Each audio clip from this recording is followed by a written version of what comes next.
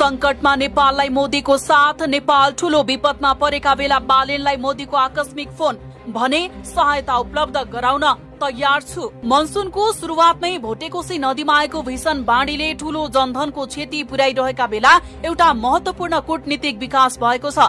विपदको यस कठिन घडीमा भारतीय प्रधानमन्त्री नरेन्द्र मोदीले नेपालका प्रधानमन्त्री बालेन्द्र शाहलाई टेलिफोन गरी गहिरो दुःख व्यक्त गर्दै उद्धार र राहतमा पूर्ण सहयोग गर्ने प्रतिबद्धता जनाउनु भएको छ। आखिर यो टेलिफोन संवादको मुख्य सन्देश के हो र यसले बाढी प्रभावित क्षेत्रमा राहत र उद्धारलाई कसरी तीव्र बनाउन सक्छ? बुधबार अपराह्न भारतीय प्रधानमन्त्री नरेन्द्र मोदीले नेपालका प्रधानमन्त्री बालेन्द्र शाहसँग टेलिफोन संवाद गर्नु भएको हो। संवादका क्रममा प्रधानमन्त्री मोदीले भोटेकोशी नदीमा आएको विनाशकारी बाढीका कारण ज्यान गुमाएका नागरिकहरूप्रति भावपूर्ण श्रद्धाञ्जली अर्पण गर्दै शोकाकुल परिवारजनमा समवेदना व्यक्त गर्नुभयो। संवादको मुख्य बुदा भनेको विपत्तिको यस घडीमा भारत नेपाली जनताको साथमा दृढतापूर्वक उभिएको सन्देश दिनु हो। मोदीले बाढी प्रभावित क्षेत्रमा तत्काल खोज, उद्धार तथा राहतका लागि भारत सरकारको तर्फबाट आवश्यक सबै किसिमको सहयोग उपलब्ध गराउने स्पष्ट प्रतिबद्धता जनाउनु भएको छ।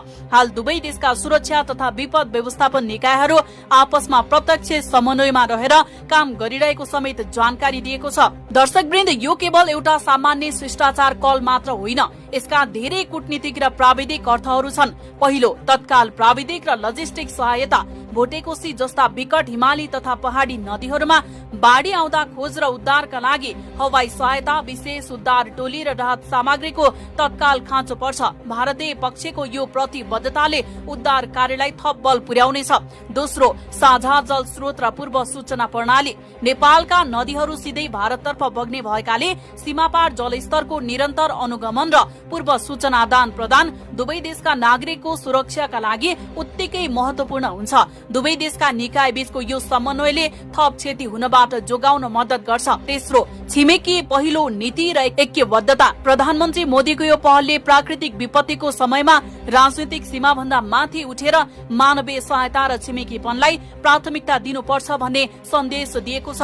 भोटेकोशी बाढीका कारण घरबार विहीन भएका र प्रभावित सम्पूर्ण नागरिकहरूमा तत्काल राहत पुगोस् र उद्धार कार्य युद्ध स्तरमा अघि बढोस् भन्ने हाम्रो कामना छ। छिमेकी मुलुक भारतबाट व्यक्त ऐक्यबद्धता र सहयोगको प्रतिबद्धता अवश्य पनि यस घडीमा सकारात्मक कदम हो। तपाईलाई दुई देश बीचको यो विपद समन्वय कस्तो लाग्यो?